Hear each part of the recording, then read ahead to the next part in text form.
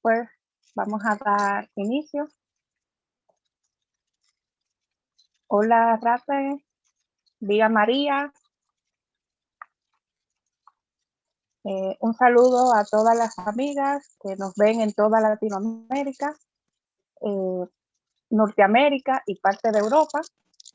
Gracias por conectarse a este webinario que la campaña por los derechos humanos de las mujeres estamos presentando. Hoy hablaremos sobre la recuperación del sexo como categoría jurídica con una invitada de lujo. Soy Michelle Morales, representante de la República Dominicana de la campaña. Antes de empezar, como probablemente estén notando, vamos a tener hoy subtítulos al inglés simultáneos. Y les recordamos que estamos abiertas a la participación de todas ustedes. Pueden escribirnos sus opiniones y preguntas en la bandeja del chat y una vez terminada la exposición le daremos respuestas a las mismas. A Raquel la estamos siguiendo, recuerdo, y creo que es una memoria compartida desde el 2018. Ella nos hizo una pregunta que realmente a las que no lo tenían claro, no le quedó de otra que deducir la respuesta, y a quienes no tenían idea de lo que estaba ocurriendo, se les reveló. Y fue cómo Boko Haram supo a quién secuestrar. Ese artículo ahora mismo es de culto para muchas de nosotras.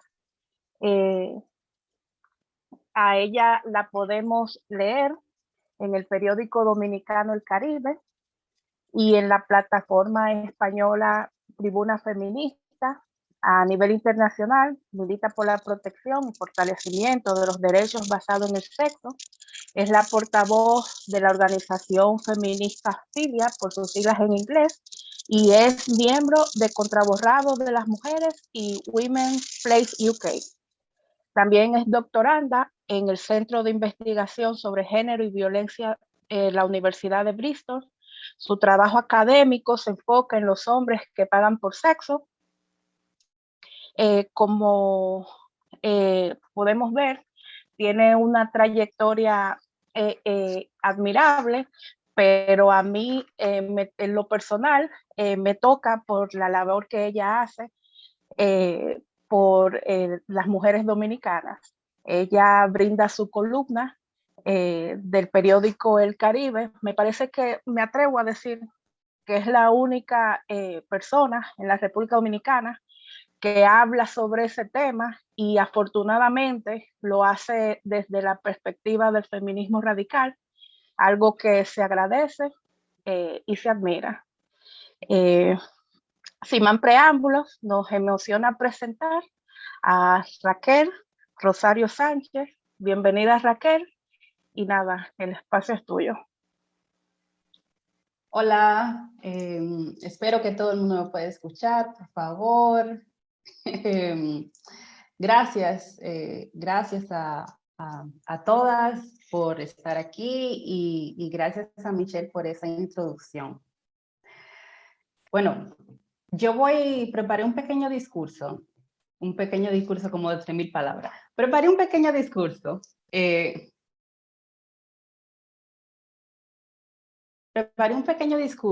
Pero yo voy a hacer una pausa en medio del discurso para hablar con ustedes. A mí me dijeron como que tú tienes X cantidad de tiempo y el espacio es tuyo. Así que, bueno, muy buenos días a todas, y si hay un todos por ahí también. También muy buenas tardes para las personas que nos están viendo en Europa. Yo quiero iniciar esta conversación dándole... muchas gracias a todas y a las personas que están aquí presentes. Dándole las gracias a al equipo de Women's Human Rights Campaign y en particular a las mujeres latinoamericanas y caribeñas que trabajan en esta declaración sobre los derechos de las mujeres basados en el sexo. La realidad es que, o sea, le voy a confesar que desde mi perspectiva, esta campaña en particular surge desde el norte global y fue una campaña que fue confeccionada por mujeres que yo considero como que no representan las voces y las experiencias de las mujeres de nuestra región.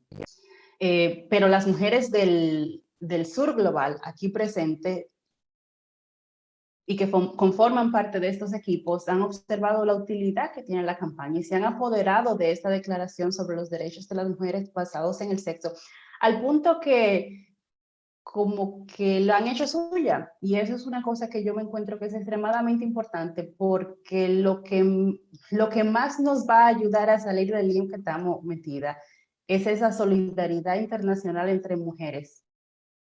Esa solidaridad internacional entre mujeres para saber que no estamos solas. Y qué bueno que esta campaña se ha convertido en una herramienta que las mujeres pueden utilizar dentro de sus propios países. Hablo sobre mujeres como la dominicana Michelle Morales y la mexicana Laura Lecuona, que son los contactos principales para la campaña tanto en México como en República Dominicana. Hola. Tanto como en México como en República Dominicana, que son unas valientes porque lo que están haciendo ellas no es visto bien, porque ellas cuestionan lo que no se puede cuestionar.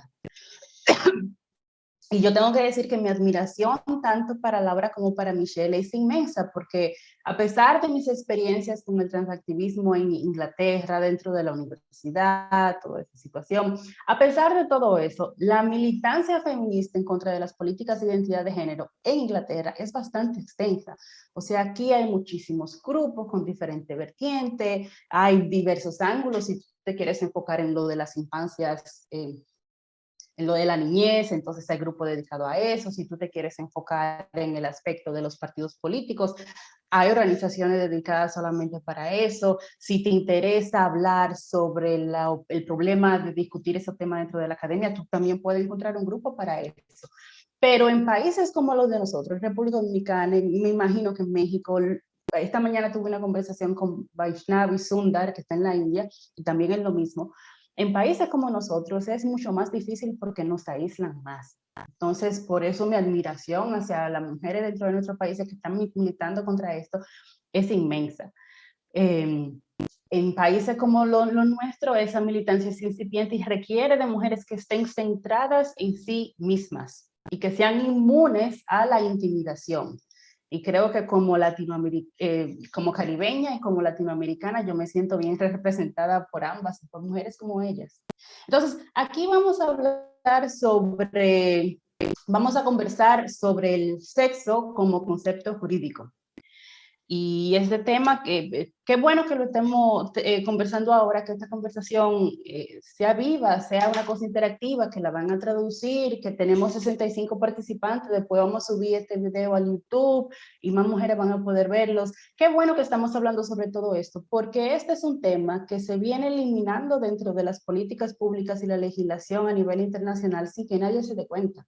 Entonces, la antítesis, o sea, el antídoto para nosotras responder a estas máquinas, el antídoto para nosotras responder a estas imposiciones antidemocráticas es esto que estamos haciendo aquí mismo.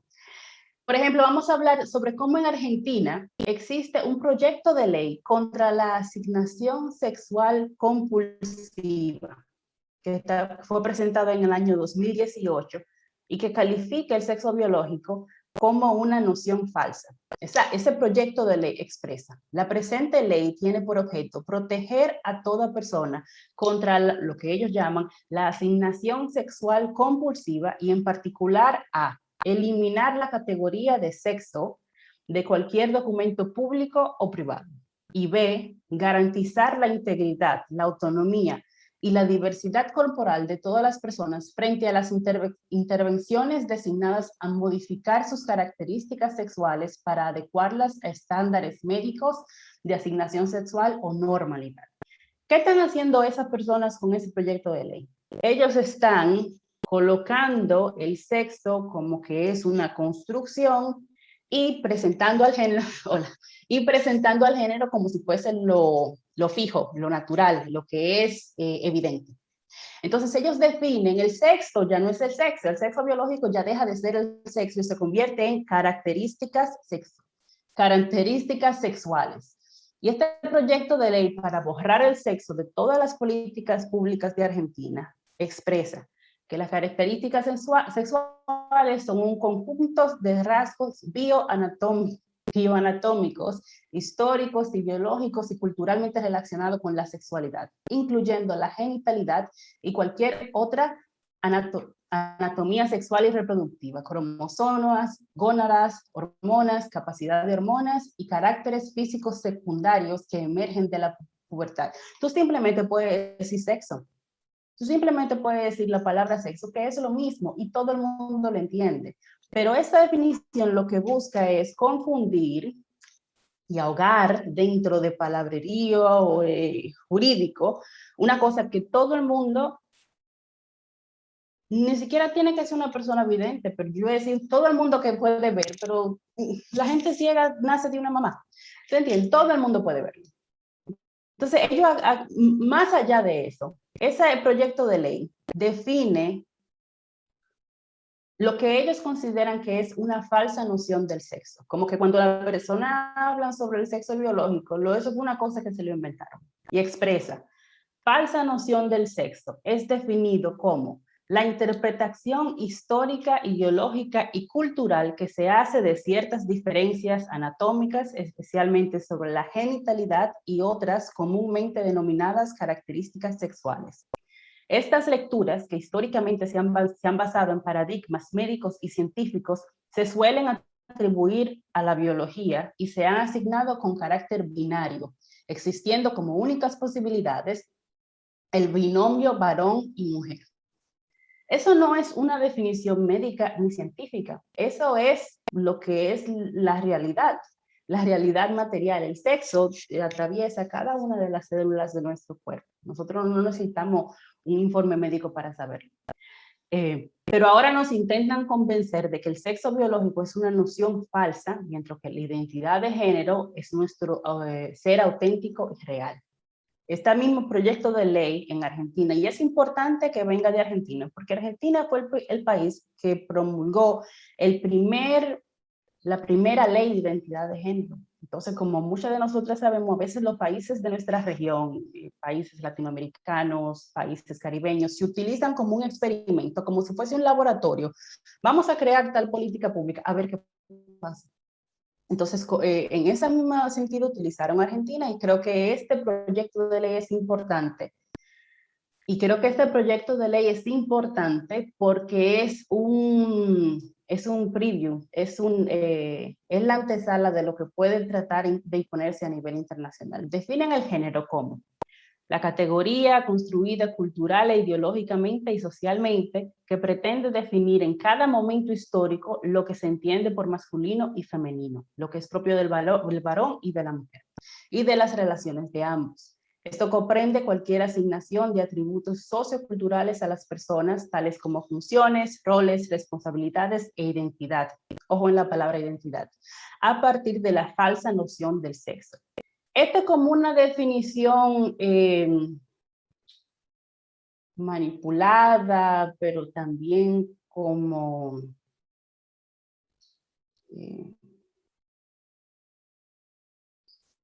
es como que se agarra la definición feminista del género, pero se transforma para fines contrarios. Entonces eso fue lo que hicieron con esa definición. Ahora nos intentan convencer de que el sexo biológico es una noción falsa.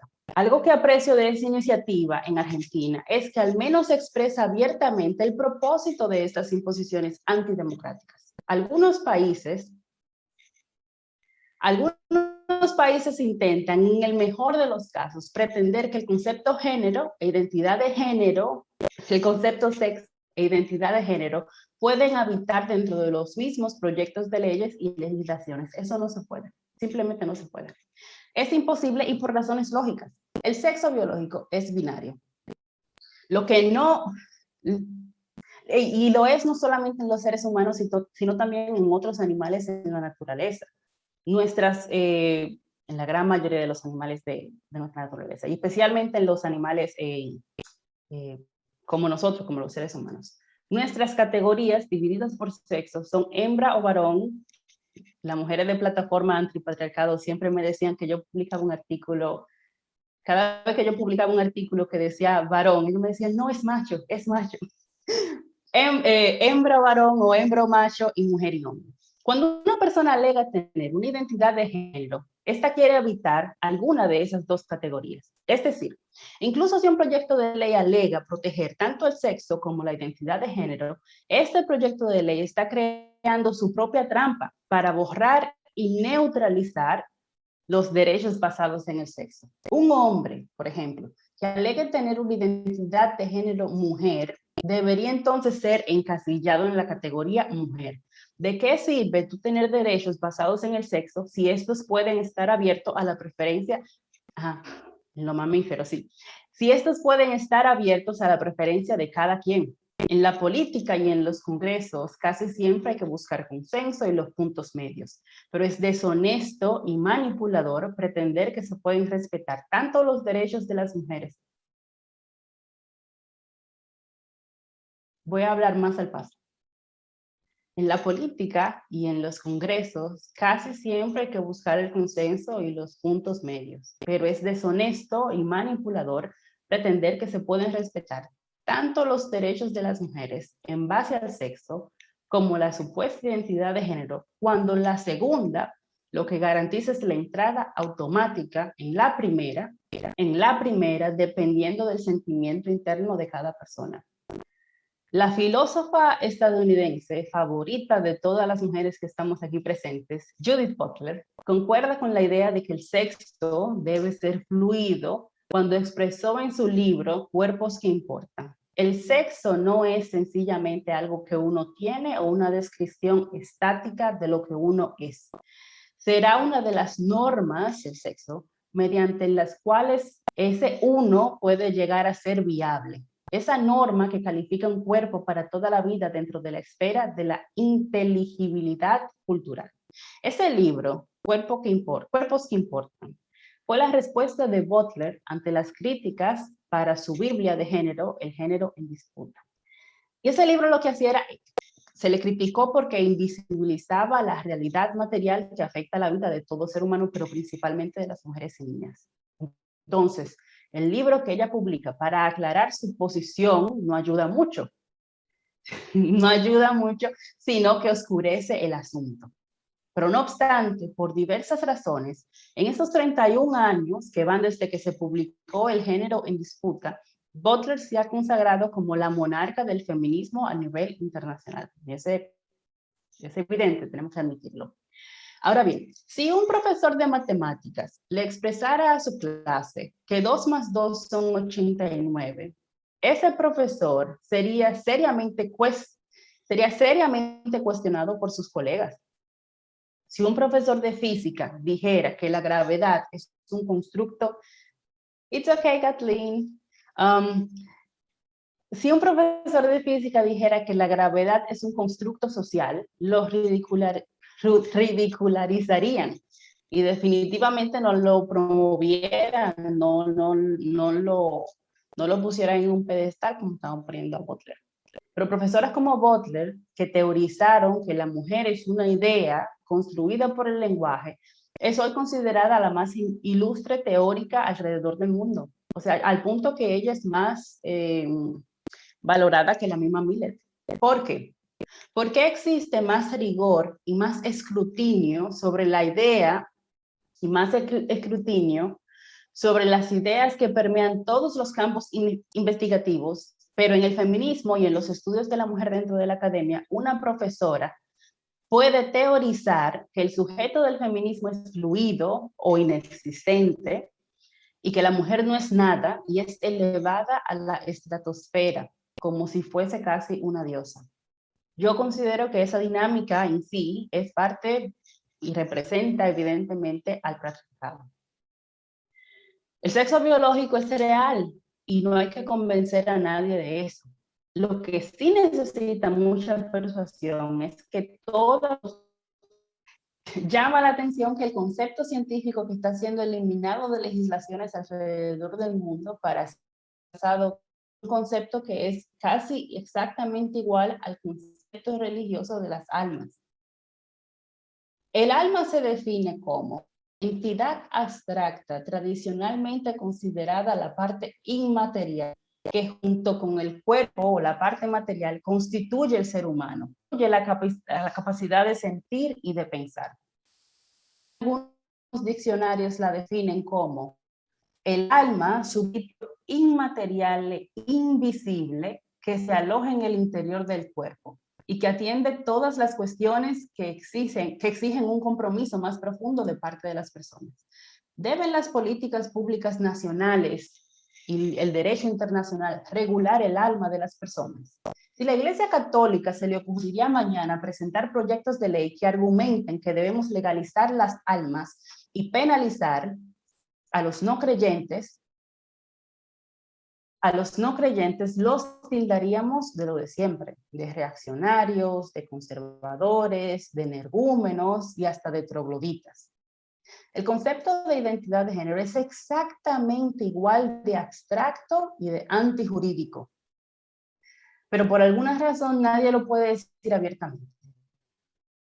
Quizás más importante aún, sus discípulos son mucho más fanáticos respecto a esa creencia, la creencia de la identidad de género, que la gran mayoría de las personas religiosas en el mundo, quienes usualmente son personas pacíficas. Entonces, ¿por qué las leyes están sustituyendo una realidad material del sexo por un concepto tan abstracto y tan elusivo como el de las almas? María Rodríguez Mata define la identidad de género como define la identidad de género como un sentimiento. Deme un segundito.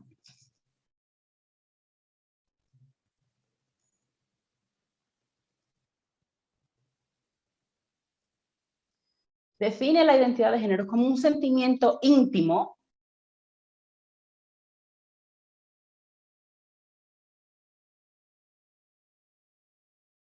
casi innato e inmodificable. Y esa es más o menos la definición que está en la ley actual argentina. El 23 de mayo del 2012 se promulga en Argentina la ley 26743. Esta ley, llamada Ley de Identidad de Género, que como mencioné fue la primera a nivel mundial, establece el supuesto derecho a la identidad de género de las personas. Esta definición que yo les voy a leer a continuación está replicada casi en todas las otras leyes a nivel internacional. Denme un segundito.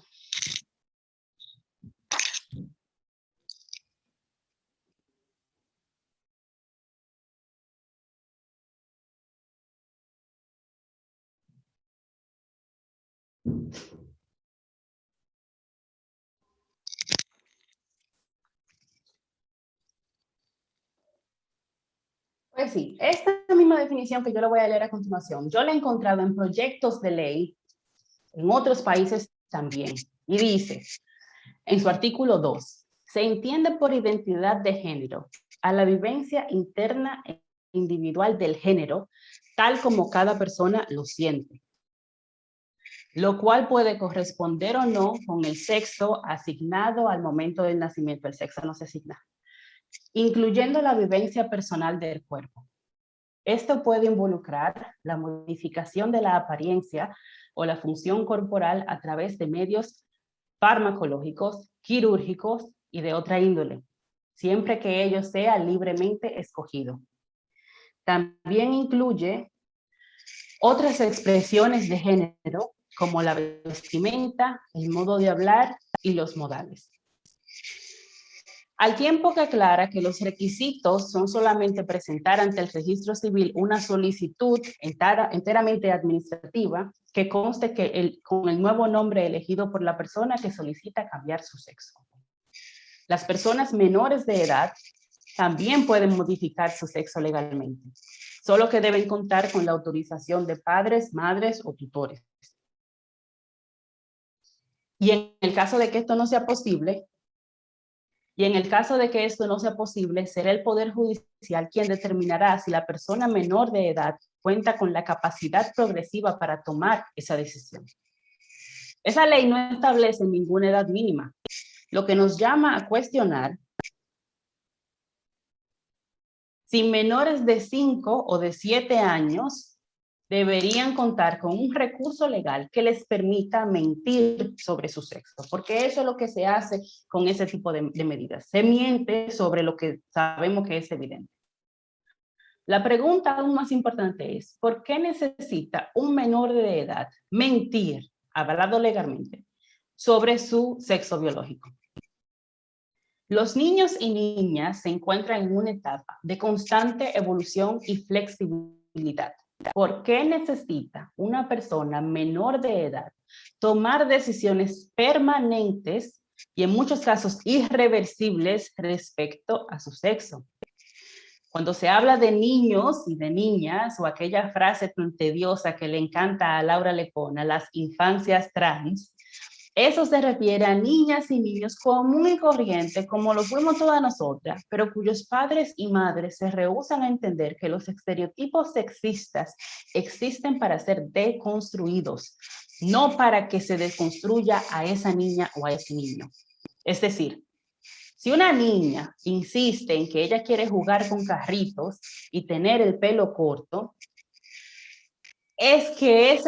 lo correcto es que a esa niña se le permite expresar su personalidad libre de imposiciones estereotipadas sobre qué deben hacer las niñas y qué no les he permitido hacer.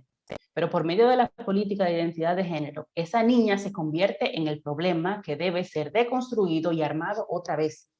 O sea, la niña. Ese proceso de reconstrucción de una menor de edad, supongamos que tiene 12 años, conlleva cambiarle el nombre, cambiar los pronombres que se usan para referirnos a ella, modificar su cuerpo con cambios de ropa, corte de pelo, y en los casos más extremos, pero que se hacen cada vez más populares, modificar su cuerpo que todavía no se ha terminado de desarrollar.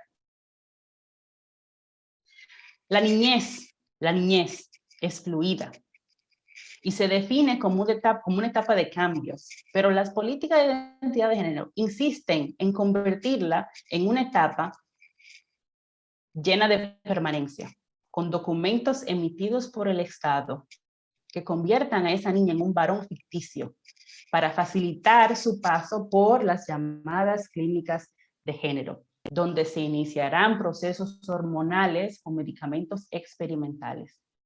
Mientras se le desarrollan sus senos, esa niña y luego adolescente buscará vendajes que le impedirán respirar bien y le van a aplastar las costillas.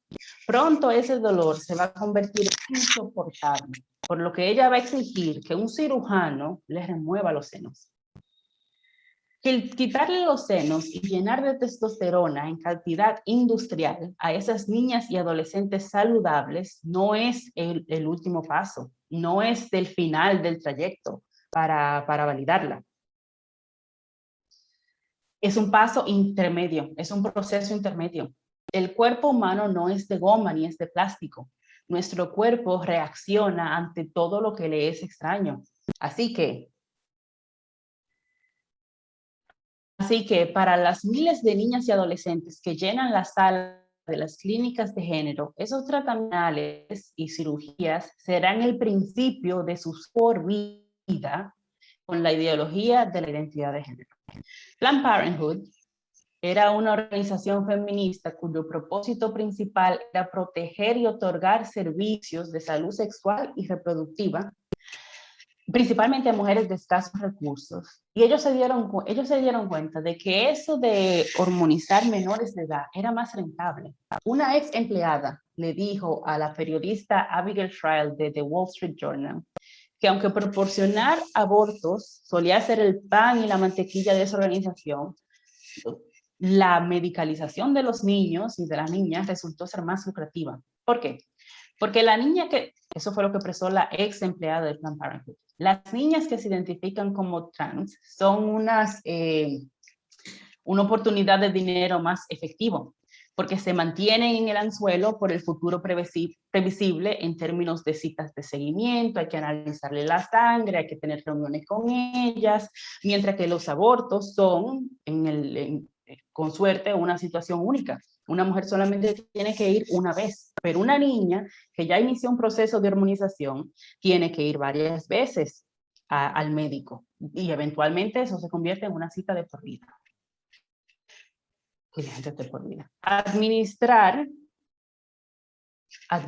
a niñas menores de edad con 10 a 40 veces las dosis de testosterona que su cuerpo produce naturalmente conlleva riesgo de tener una atrofia vaginal o uterina, ataques cardíacos, tener infertilidad, que te dé cáncer del endometrio, que te dé cáncer en los ovarios. Todo eso es la antítesis de lo que la mayoría de la gente asume que debería promocionar una organización feminista preocupada por la salud de la mujer.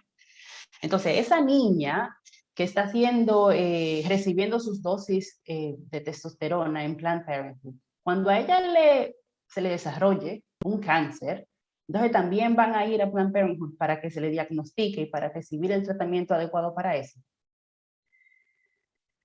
Tenemos que tener una conversación sobre qué está pasando con las organizaciones que antes se suponía que tenían que velar por los intereses de las mujeres y centrar la salud de la mujer en sus servicios, como Planned Parenthood, que aparte de servicios sexuales y reproductivos, se encargaban de darle seguimiento, ¿cómo se llama?, hacer citas con las mujeres que probablemente tengan cáncer, le hacen mamografía, te hacen el Papá Nicolau, todo ese tipo de cosas que están ahí. Y ahora ese sitio lo que está promocionando es medicamentos experimentales que lo que van a hacer es darle cáncer a menores saludables.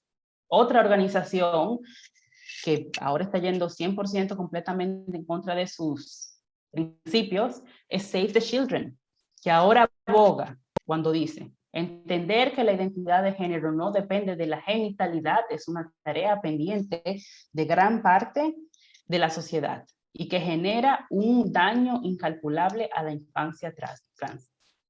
El debate sobre si un niño o una niña tiene conciencia sobre su identidad de género a edades tempranas evidencia, según ellos, hasta qué punto las personas adultas todavía en demasiadas ocasiones no toman en cuenta lo manifestado por niñas, niños y adolescentes. Esa es una organización que se supone que tiene que velar por los derechos de las niñas y de los niños, porque esas organizaciones, en vez de velar por los derechos de las mujeres basados en el sexo, y el sexo como un concepto jurídico, están ahora todas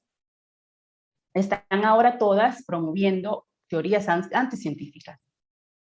En un afán de redefinir la identidad de esa niña, se le está intentando borrar su sexo, lo cual es imposible.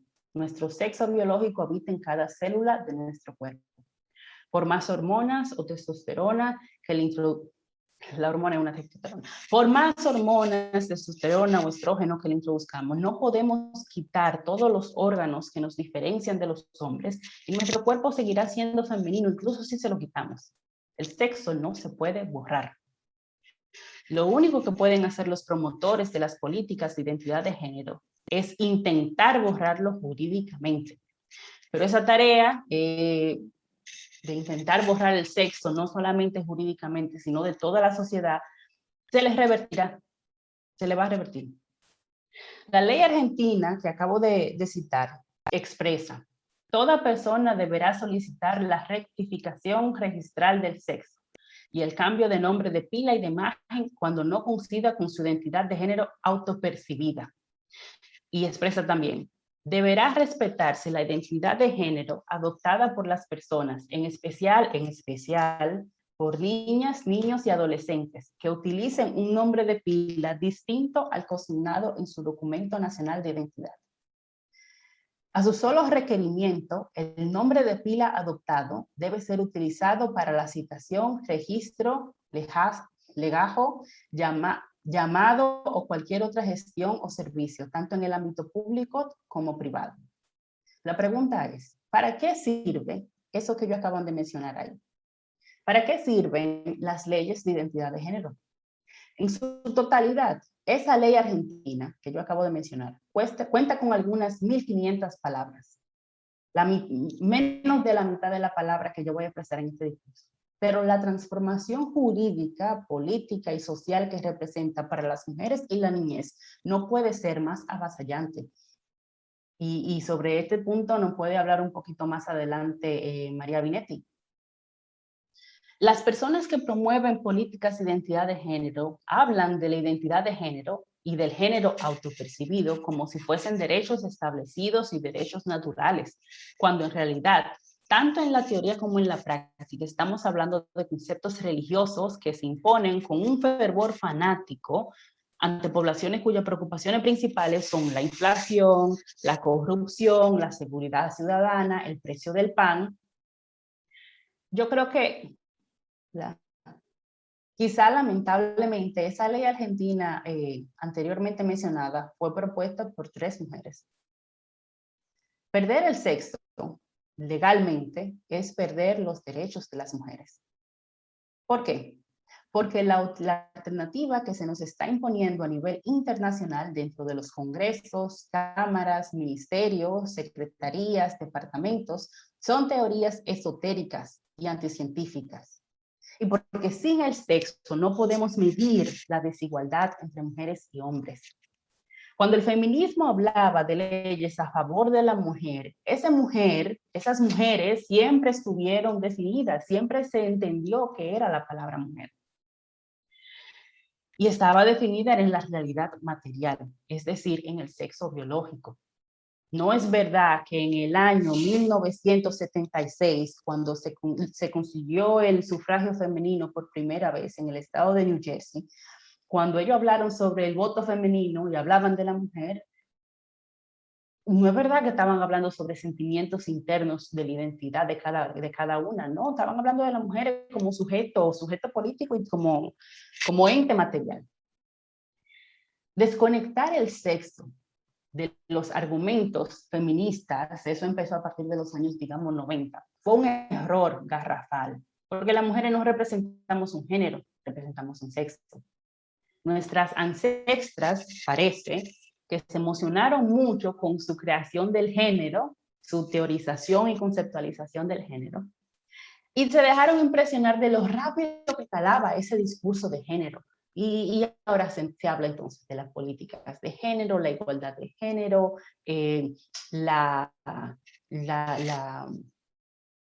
políticas de género, igualdad de género, estudios de género, todo era género, departamentos de género.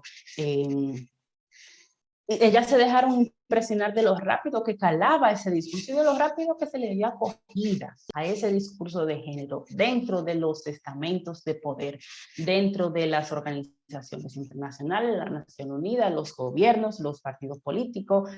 Y ellas no se dieron cuenta de que por medio de esa conceptualización se le abría la puerta para hacer más fácilmente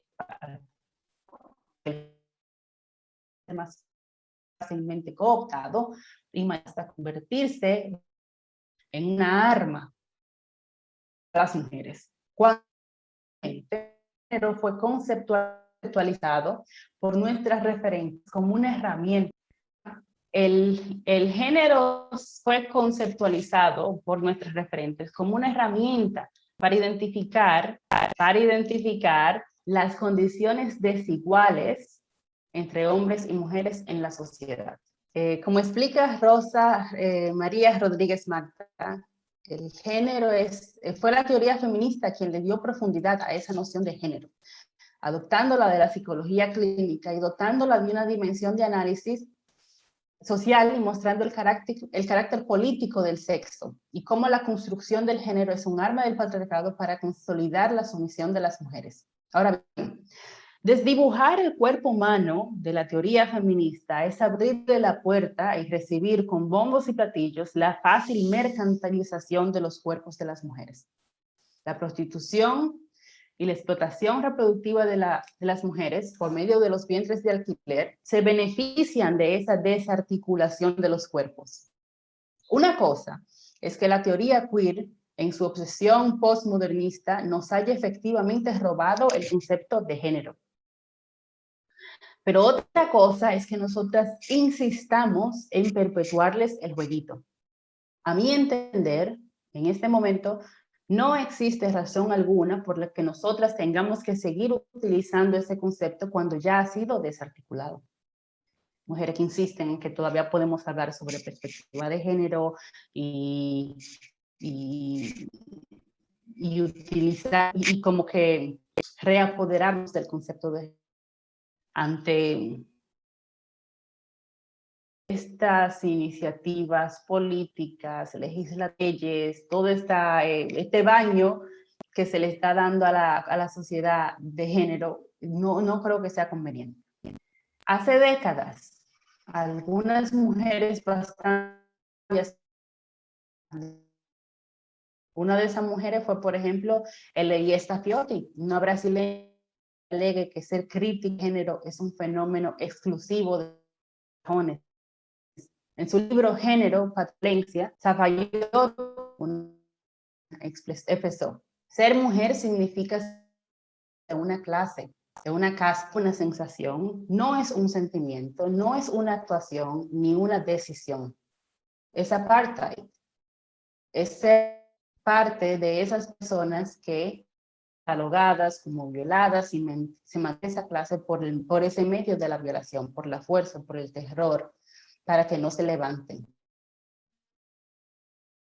El libro se llama Género, Patriarcado y Violencia. Les recomiendo que lo consigan. Está en internet, le voy a buscar el PDF. Entonces, ella dice, identificarse con una clase, en este caso ya está hablando sobre las mujeres, sería decir que el proletariado y la pobreza es una actuación y una identificación y algo para hacer ver, y no lo es. El feminismo está ahí porque hay que deconstruir esas clases sociales. Ahora bien, hablemos un poco sobre perder el sexo.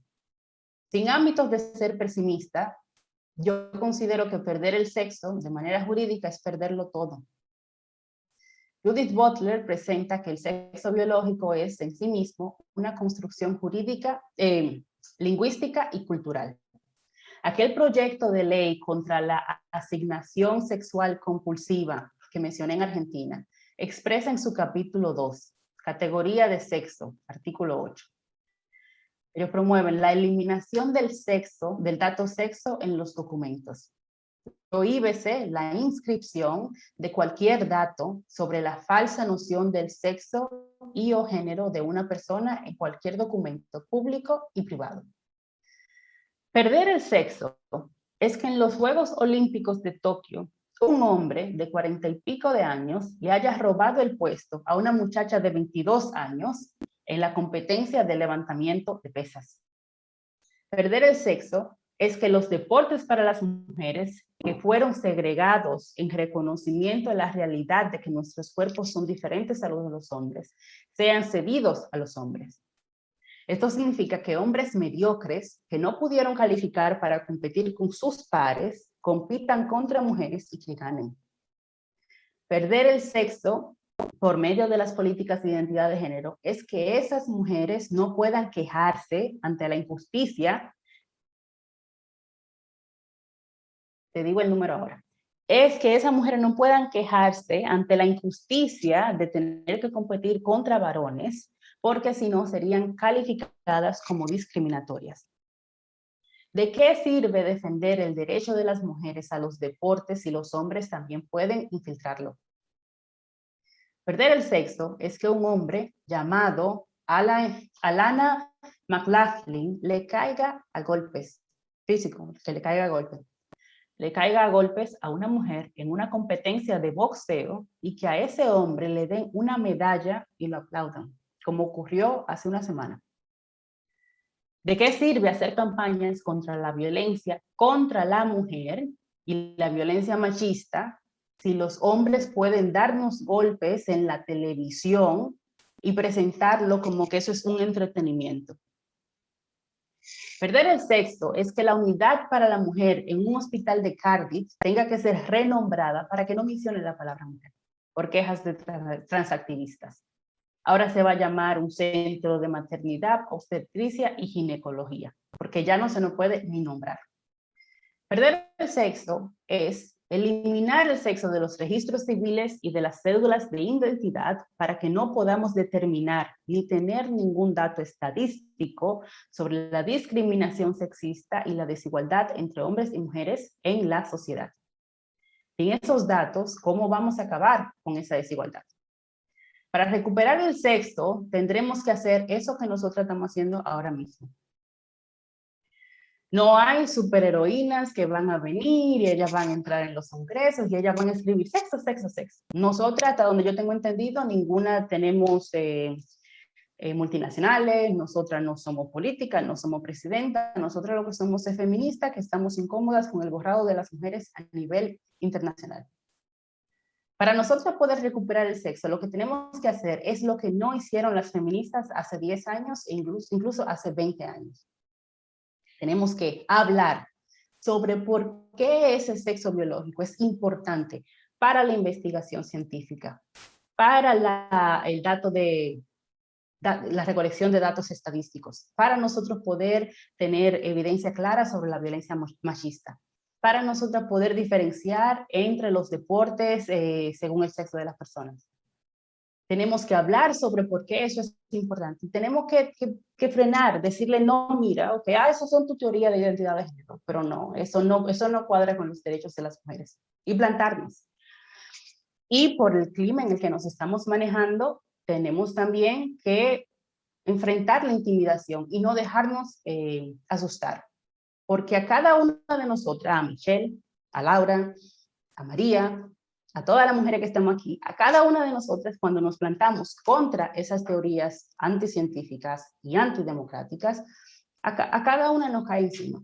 Entonces, lo que nosotras podemos hacer cada una es, primero, decir que no, y número 2, seguir hablando, buscando apoyo entre nosotras. Porque quizá pueden intimidar a una, pero no nos pueden intimidar a todas. Muchas gracias.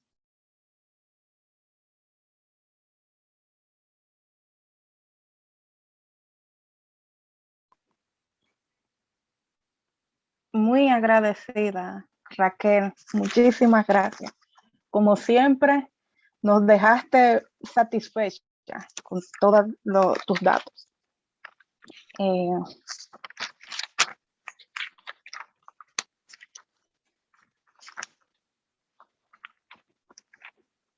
Hay algunas preguntas que te hicieron.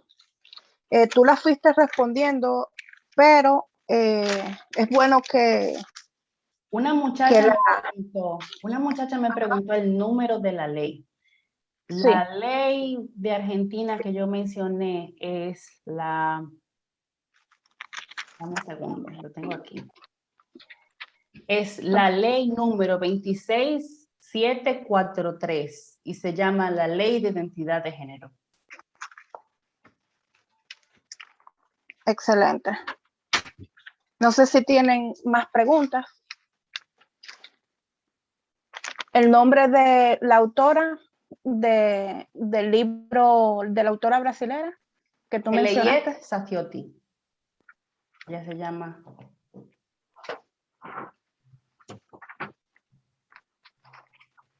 Y la que teoriza sobre género, que tú mencionaste al principio. Esa era Rosa María Rodríguez Magda. Y el libro de la charla que estamos teniendo hoy es en base a este libro que ella publicó hace como 3 meses. Rosa María Rodríguez Magda.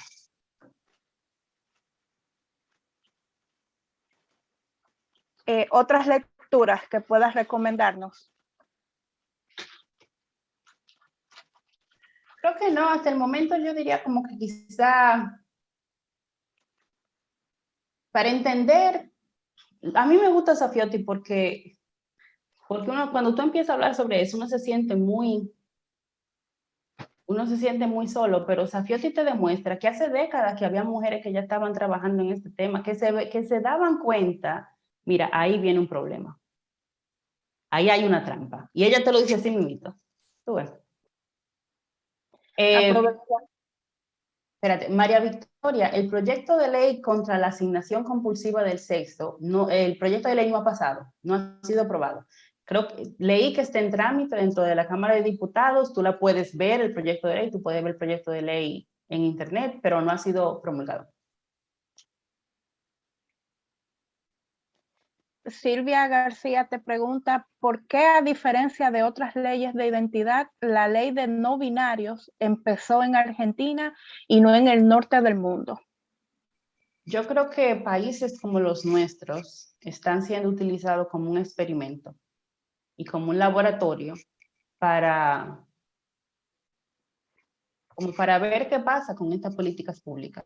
Así como Argentina fue la primera con su ley de identidad de género, ahora quieren ser la primera con ese proyecto de contra la asignación del sexo en todos los registros públicos y privados, así mismo también de la primera con su tema no binario, y también porque lamentablemente los países del norte global tienen una institucionalidad que quizá no es tan fácil de penetrar como otros países de la región, de nuestra región. Aquí, por ejemplo, en Inglaterra, mira cómo se intentó imponer la autodeterminación y las mujeres le plantaron cara y dijeron que no. No sé, dijeron que no. Y eso no quiere decir, por ejemplo, el Partido Laborista sigue diciendo que sí, que ellos van a imponer esto, que a ella no le importa, no le importa que las mujeres estén en contra, que no le importa, pero siguen como con su afán, o sea, la pelea no está ganada. Pero el gobierno, aunque sea el de ahora, se dio cuenta de que si intentan y forzarlo, van a tener bastante resistencia.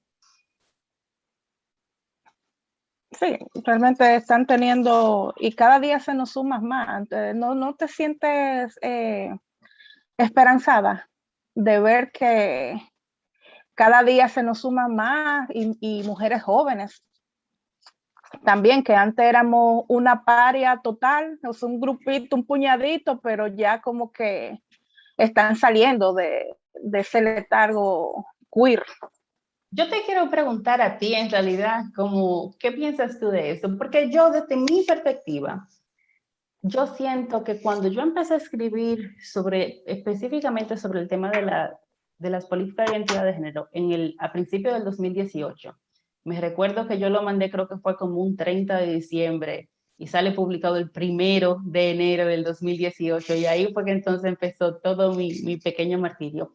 Yo me acuerdo que yo me sentía muy sola, yo me sentía muy, como que yo tenía en mi cabeza todo este conocimiento y yo tenía como yo sentía que me estaba ahogando, o como que yo tenía un afán, un interés muy grande de que yo tenía que poner escrito en papel, en blanco y negro, yo tenía que escribir todo lo que yo sabía, porque yo veía que se venía esa intromisión, especialmente en República Dominicana, que tú sabes que nosotros no tenemos derecho basado en el sexo, y los pocos derechos que tenemos, o sea, se vería muy... sería muy fuerte para nosotros, de manera negativa, muy dañino para nosotros que se imponga eso. Entonces yo sentía como que se me entró una obsesión de comunicar todo lo que yo sabía. Pero esos meses en los que yo hacía esos artículos de 3.000 palabras, de 4.000 palabras, eso era una cosa que yo no dormía. Yo no dormía y yo como que, no sé, yo estaba como tuve las ardillas, que siempre están como con un estrés, como con una ansiedad, yo estaba así. Era así, yo vivía así. Y yo dormía como con una libretica al lado de mi cama y yo me despertaba de noche y dije, no, espérate, que sé de cuánto.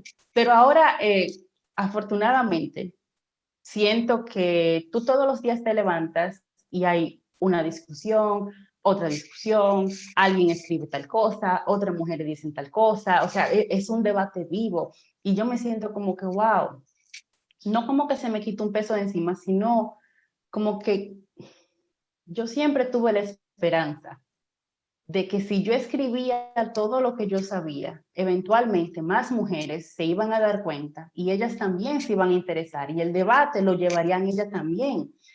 Y me siento contenta al ver que efectivamente fue así, pero cuando yo empecé sí fue como fue un riesgo, un riesgo.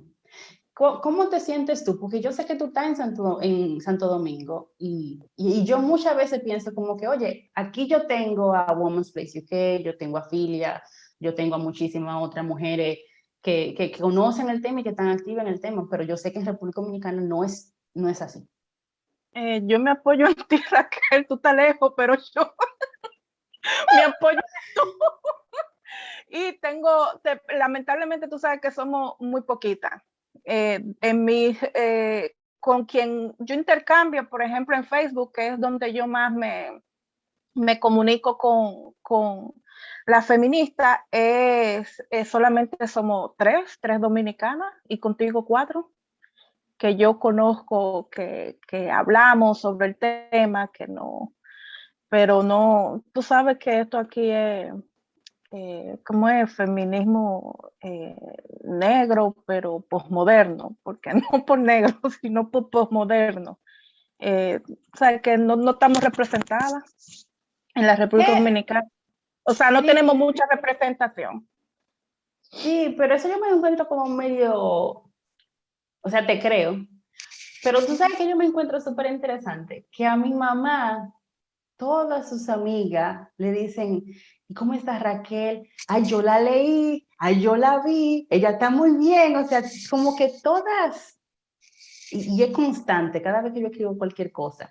Mi mamá me comenta que sus amigas, que mi familia, no solamente mi mamá, como que mi familia me comenta que sus amistades, sus colegas, que toda esa gente está muy pendiente de todo lo que yo escribo No, y me lo comunican así. es que eres tú realmente la que estás poniendo en debate, estás poniendo sobre la mesa esto, porque tú sabes también que este debate se ha llevado, pero quienes han tenido al principio la voz cantante, tú sabes que han sido los conservadores, los católicos en su perspectiva. Pero tú eres la salvavidas, o sea, tu literatura, tus textos, todo lo que tú nos brindas, realmente eres eh, la única que da en el blanco, la única que da la perspectiva que realmente amerita este tema. O Yo sea creo que yo creo que somos más, pero lo que pasa es como que se nos quiere aislar. Es sí, estamos, como, estamos muy, sí, porque yo, por ejemplo, cuando hablo con mis amigas, cuando hablo con mujeres, gente que se comunica con mis amigas o con mi familia, tú te das cuenta de que no somos una mayoría. O sea, las personas que sabemos que el sexo es real, no somos una minoría, somos la no, mayoría. la mayoría, claro, Tú lo sabes claro. porque tú eres doctora, pero como que se nos hace creer que somos muy poquitas y eso es muy intencional, porque el propósito de eso es que tú te sientas como que, mira, la única que está de acuerdo conmigo es María, es Juana y él ahorita, y ya. Y Raquel, pero Raquel ni siquiera está aquí, ¿te entiendes? Entonces, si tú lo ves de esa manera, tú piensas como que, wow, qué sola estoy con estas ideas, pero la realidad es que todo lo contrario. Son las ideas sobre la identidad de género las que son muy mínimas. Es que independientemente la ideología o las convicciones políticas de cada cual, o sea, todo el mundo sabe lo que es una mujer, o sea, quiénes son las mujeres y quiénes son los hombres, o sea, nadie cree que, ni siquiera las mismas liberales creen que estos hombres son mujeres. O sea, esto es Claro que una no. narrativa eh,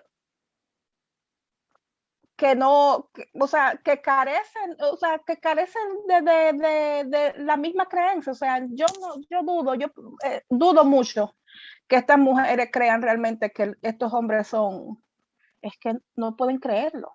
Es que es delirante.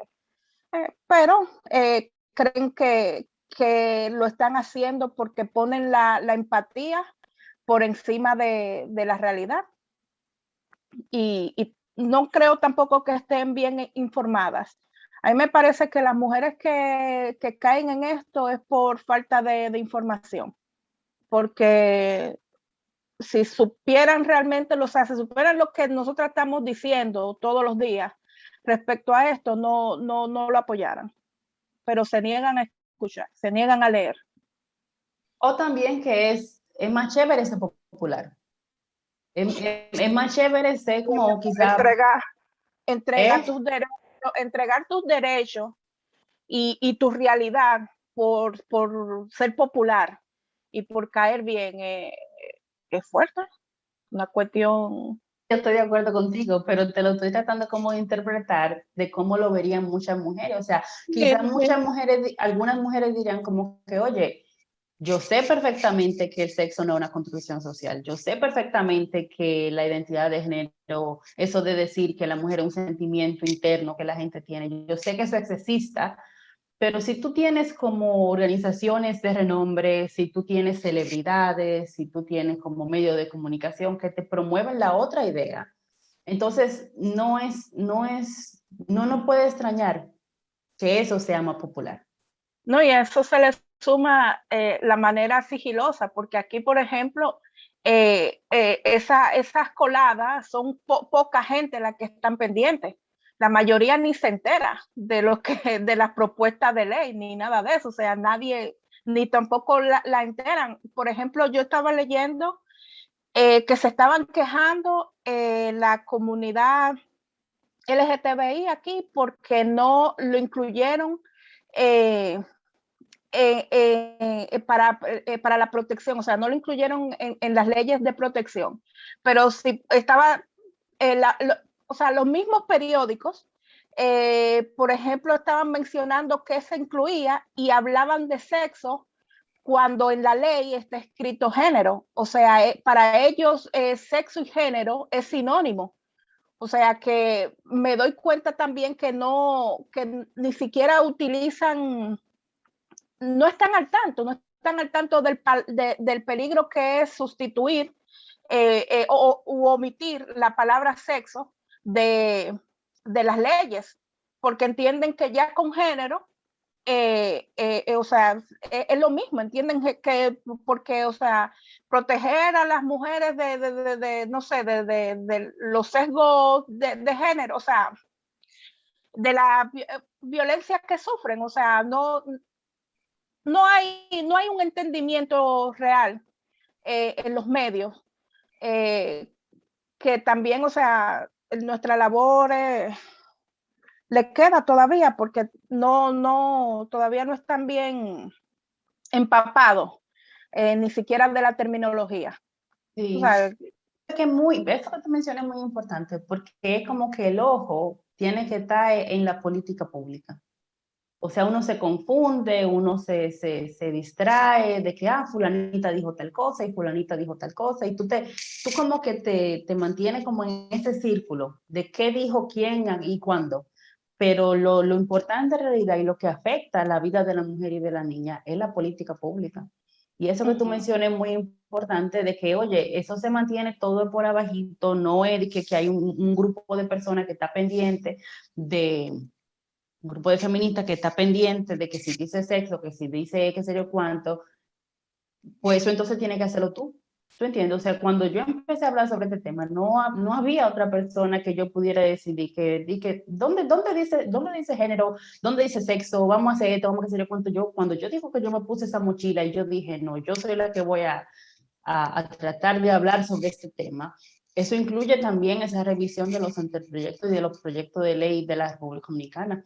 Y yo siento que si todas las mujeres, aquí por ejemplo somos 76, si las 76 que estamos aquí agarramos esa tarea de decir, tú sabes que yo voy a tener una lupa con todos los proyectos de ley de mi país, y yo voy a escribir, a hacer podcast, a hacer videos como esto, a hablar con quien tú tengas que hablar y como tú puedas hablar con tus amigas, con tu grupo familiar, con lo que tú quieras, a hablar sobre ese tema, pues entonces podemos crear algún tipo de cambio, pero la política de identidad de género se benefician de esa ignorancia colectiva.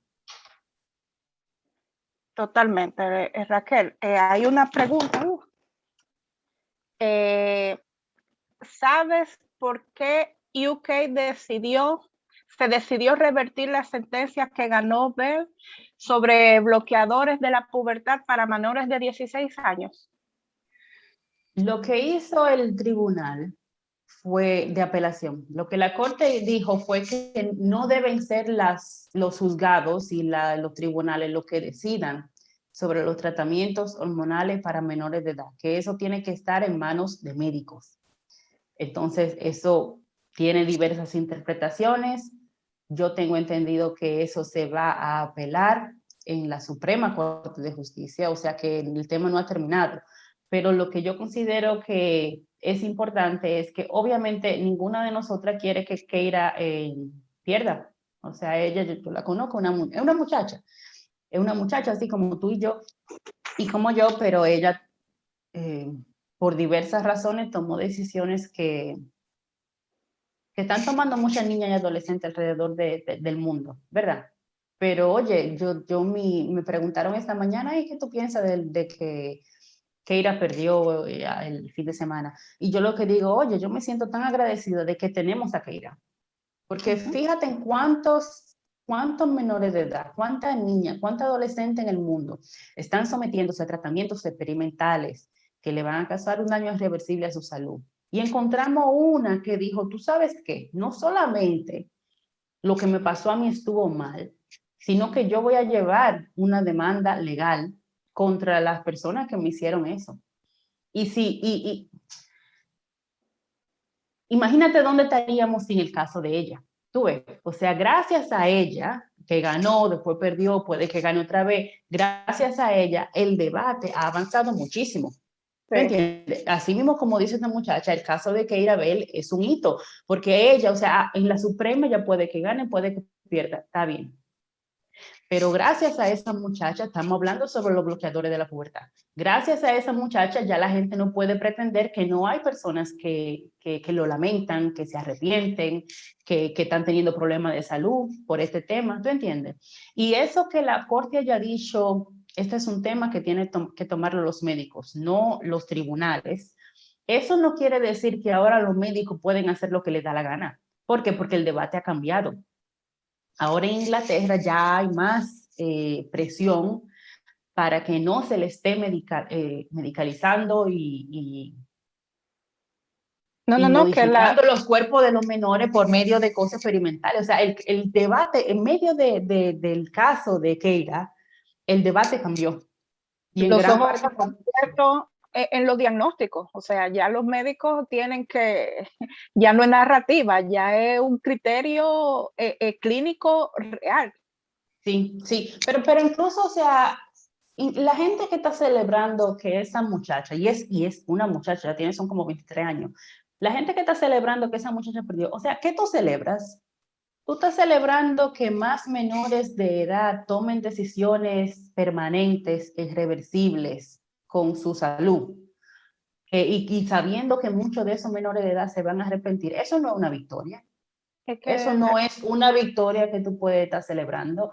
Que más menores se van a estar sometiendo a mastectomías, apenas le crezcan los senos. O sea, eso es la victoria tuya. Que más menores van a dañarse su salud, a tener más riesgo a que le dé cáncer, que le dé una atrofia vaginal. Esa es la victoria tuya, eso no es una victoria. Raquel, esto dentro de 10 años, lamentablemente nosotras pueda que perdamos, o sea, que ellos consigan sus leyes, ellos consigan todas sus normas clínicas y todo eso, pero esto dentro de 10 años, 15 años, esto va a ser va a ser considerado un escándalo, esto va a ser algo tipo Mendel y el nazismo, o sea, esto no, esto es un crimen, esto va a ser considerado un crimen de la humanidad. Es un escándalo ahora mismo. Y no, por eso pero, es que hay tanta presión. Por eso pero lo están apoyando. O sea, se ve bien, o sea, las personas ven mejor, o sea, aceptan mejor la gente que están apoyando este crimen a la humanidad que las que estamos combatiéndolo. O sea, que dentro de 10 años es que no van a dar la razón, 10, 15 años. Lamentablemente dentro de mucho. Pero nada. Otra pregunta es, ¿qué podrías decirnos de que se nos compare con los conservadores por defender el sexo como una realidad material? Te pregunta Elizabeth Ledesma. Bueno, yo le preguntaría a Elizabeth, si los conservadores dicen que el cielo es azul, yo tengo que decir que el cielo es verde, para que nadie diga que no, ustedes están de acuerdo con que el cielo es azul.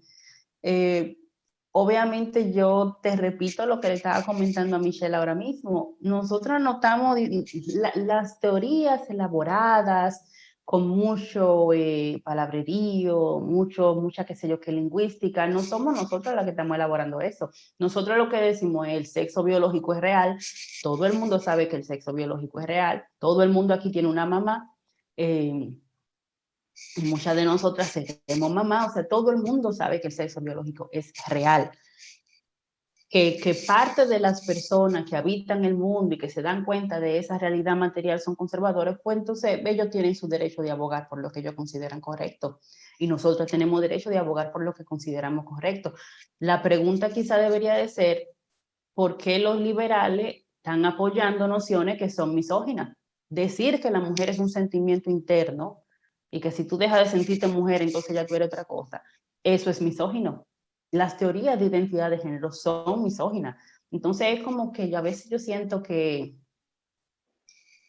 como que las personas progresistas sienten como que al tildarnos a nosotras de conservadoras, de religiosas, de yo no sé qué cosa, como que ya me derribaron el argumento, ya dejé de decir, me desvalidaste por acusarme de conservadores, como que no, mira, a mí no me importa que los conservadores estén de acuerdo con estos argumentos en algunos puntos. O sea, se supone que el propósito de la política es tú conseguir consenso. El propósito de la política es que tú puedas convencer a una persona que no comparte tu propia opinión. Pero en este tema es como que los Nosotros sectores que somos el pueblo apoyan, sí, los sectores que apoyan la política de identidad de género, es como que ellos quieren imponer sus opiniones ante todo el mundo, pero no quieren tener que ganarse ni persuadir a los conservadores. No quieren tener que persuadirnos a nosotras, no quieren tener que persuadir a nadie, no tienen que ganarse la opinión de nadie, solamente tienen que imponer su opinión y así no es. Eso no es una democracia. sí. Veo otra pregunta.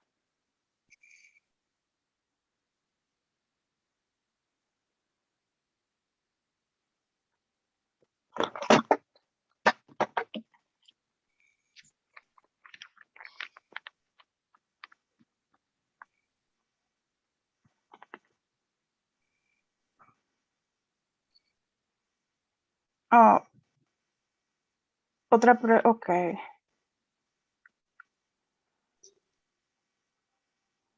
Dice María José Villegas, el problema es que en muchos círculos feministas se pretende callar este tema porque se cree que divide a las feministas. Se autoimpone una norma mordaza del silencio porque no hay consenso. ¿Cómo podemos acabar con esa falsa creencia?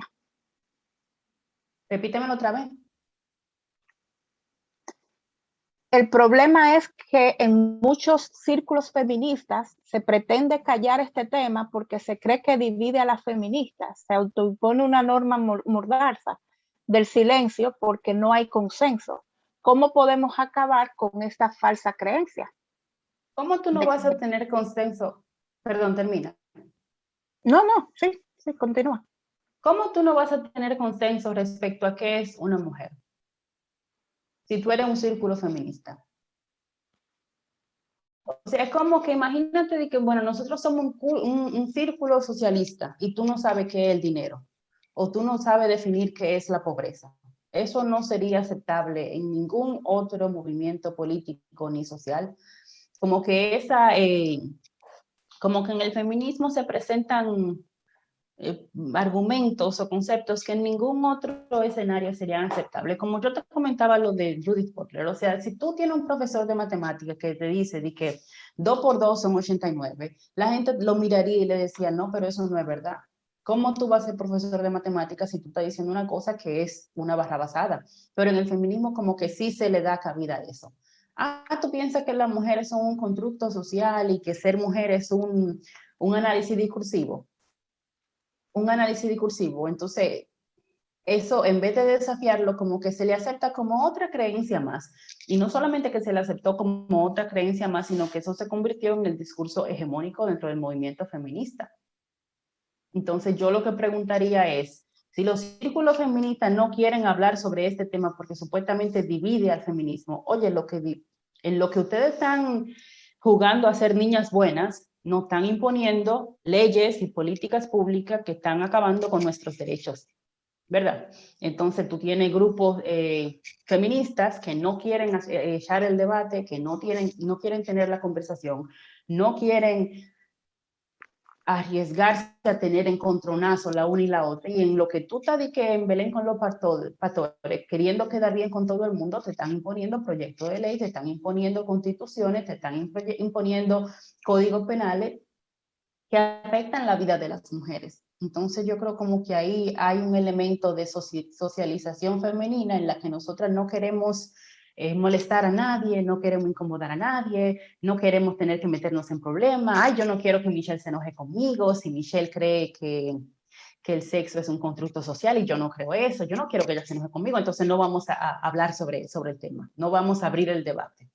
Pero en lo que nosotros estamos en esas dinámicas tan medio cobardes, nos están imponiendo proyectos de leyes y política pública que nos hacen daño. Y peor, o sea, no solamente que nos hacen daño de que a mí, a Raquel solamente, sino a la mujer en las cárceles, la mujer en la casa de acogida, la mujer en los deportes. O sea, llega un punto que tú tienes como que separarte un poco de que, ay, yo tengo miedo de que me caigan encima, ay, yo tengo miedo de perder a mis amigas, ay, yo tengo miedo de que si yo digo lo que yo pienso, qué sé yo, me voy a meter en problemas. Oye, hay mujeres que están en peores condiciones que tú, ¿te entiendes? Y yo, al menos eso es lo que yo me digo a mí misma. Raquel, es verdad, eh, quizá sea difícil. Cuando yo empecé a escribir, yo decía, oye, si yo empiezo a escribir sobre este tema, quizá no me vuelvan a publicar en Tribuna Feminista o quizá no me vuelvan a publicar en El Caribe. Y yo tenía esos miedos, pero yo me tuve que decir, oye, Raquel, hay mujeres que están en posiciones mucho peor que tú. Las mujeres que están en la cárcel y las mujeres que están en la casa de acogida. Y si tú no dices nada, tú te sentirías peor de no haber dicho nada en el momento que era importante a vivir con las consecuencias. No, y Raquel, te lo agradecemos realmente, porque tú has demostrado con que creces que eres una valiente. Ya está Estela Manzano hace la última pregunta. Dice, ¿y qué dice UNICEF de todo este daño contra los niños y niñas del mundo? UNICEF lo apoya. Esa es una excelente pregunta, porque a mí me ha sorprendido especialmente por el tema de los niños y de la niñez. O sea, ¿cómo es posible que organizaciones como Save the Children estén apoyando lo de la identidad de género con menores de edad? Y yo me enteré de Save the Children, una organización sin fines de lucro supuestamente para defender los derechos de la niñez. Yo me enteré, fue por un tema en la República Dominicana. Yo no sé si tú te acuerdas, cuando empezó el coronavirus, teníamos elecciones presidenciales. Y entonces las elecciones, esas elecciones presidenciales estaban en medio del principio del coronavirus. O sea, eso fue como el año pasado, 2020, quizá en mayo, marzo, en mayo creo que fue. El punto es que fue bien al principio del virus. Y los partidos políticos todos votaron a unanimidad que iban a segregar las elecciones por sexo. ¿Por qué? Porque se había demostrado que los hombres son más propensos a tener coronavirus y que las mujeres tienen son menos propensas a tener el virus. Entonces vamos a segregarlo por sexo porque es un tema de salud y todos los... Él me parece que fue el que propuso eso. Sí, fue Leonel. Entonces, todos los datos científicos y los estudios científicos avalaban esa decisión. Los partidos políticos votaron por eso. El organismo electoral dominicano, la Junta Central Electoral, votó a favor de eso y esa fue la decisión. Y después, en lo que avanzó el proceso, yo me enteré por ahí, dije que no, que quitaron esa medida. Ay, ¿por qué? Porque un grupo, un conjunto de organismos lobistas, entre ellos Save the Children, abogó ante la Junta Central Electoral que eso es discriminatorio contra la identidad de género de las personas, y eran como 6 organizaciones. Son algunas de esas organizaciones que dicen ser dominicanas, pero que en verdad son como que financiadas por actores externos. Entonces, entre ellas también la más grande y la que yo noté como que era de más reconocimiento internacional era Save the Children. Y yo digo, ¿pero qué busca Save the Children intrometiéndose en situaciones legislativas dentro de un país en el Caribe? Especialmente un tema que no tiene nada, pero tú sabes lo que nada que ver con la niñez. La niñez ni siquiera vota, ¿tú entiendes? O sea, no tiene nada que ver con la niñez, pero ustedes se están intrometiendo porque ustedes no quieren que se reconozca el sexo a nivel nacional en esas elecciones. Entonces ahí fue que yo busqué y me di cuenta que Save the Children es una de las organizaciones sin fines de lucro que está promoviendo la medicalización de menores de edad. Entonces, ¿dónde está UNICEF? Yo me imagino que está o igual o peor. Entonces, lo que eso no quiere decir es como que a donde los actores, donde tú pensabas que tú podías poner tu esperanza, de que no, mira, no, UNICEF no va a ayudar. No, o no, mujeres va a ser lo que nos ayude. No, no nos van a ayudar. O sea, creo que suena difícil y suena difícil para ti, para mí, para las mujeres que estamos aquí, pero es como que no hay una heroína. No, yo antes tenía como esa ilusión de que iba a venir una de las feministas con un renombre más grande, esas mujeres que tienen más años de carrera, va a venir una de ellas y ella lo va a arreglar todo y todo va a estar bien. Y es como que no, eso no va a pasar. O sea, no va a venir nadie, tú estás sola. Y entonces después de que yo me di cuenta de que yo como que me quité esa creencia, esa esperanza, ahí fue que yo me di cuenta, mira Raquel, ¿qué tú puedes hacer? Yo puedo escribir. Y así fue que yo empecé, ¿te entiendes? Pero eso de esperar que venga la Nación Unida o mujeres o otras de esas organizaciones o mujeres o referentes feministas que vengan a ayudarnos, eso no va a ser lo que nos solucione el problema. Así no es como vamos a recuperar el sexo como categoría jurídica. Hay que ser activa. Las mujeres de gracias, Raquel. Las mujeres de las campañas son extraordinarias.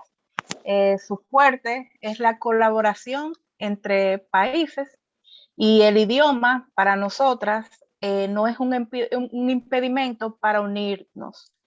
Y para probarlo tenemos este webinario que ha contado con la ayuda de diferentes mujeres en diferentes regiones del mundo. Por ejemplo, a Catherine de Canadá, quien nos brindó la traducción simultánea. Y ella nos va a estar también ayudando en los próximos webinarios a lo mismo. De la siempre presente Joe de Inglaterra, que nos dio una mano en la parte técnica. Laura Lecona de México también estuvo ayudando en esa parte. A María de Argentina, Lara de Perú, que sin ellas tampoco el evento se pudo llevar a cabo, o se hubiera podido llevar a cabo. Y también le agradecemos a todas ellas, gracias. También le agradecemos a las oyentes por sus preguntas, por su participación, por sus aportes, por su asistencia, y a Raquel. Raquel, encantada y muy agradecida, y yo soy tu fan. O sea, igual, ¿no? Igual. Te amo, realmente me siento muy feliz por compartir tierra, por compartir visión. Gracias, realmente. Y gracias a ti, Michelle, porque en verdad, para mí es importante saber que hay mujeres como tú. Y no quiero que te sientas sola. Como tú hay muchísimas más. Somos la mayoría. Lo que pasa es que en el discurso público nos intentan aislar para que pensemos que estamos muy solas, pero tú no estás sola. Y yo no estoy sola tampoco. No, tú estás con nosotras. Está bien. Pues, Muchísimas gracias a todas y les recuerdo que firmen la declaración si no la han firmado, y aquellas que no la han leído, léanla. Si están de acuerdo, fírmenla por favor, y estén pendientes para el próximo webinario, que será el mes que viene. Atenta a las informaciones que estaremos dando en nuestras redes. Un abrazo y muchas gracias. Raquel, te quiero. Gracias.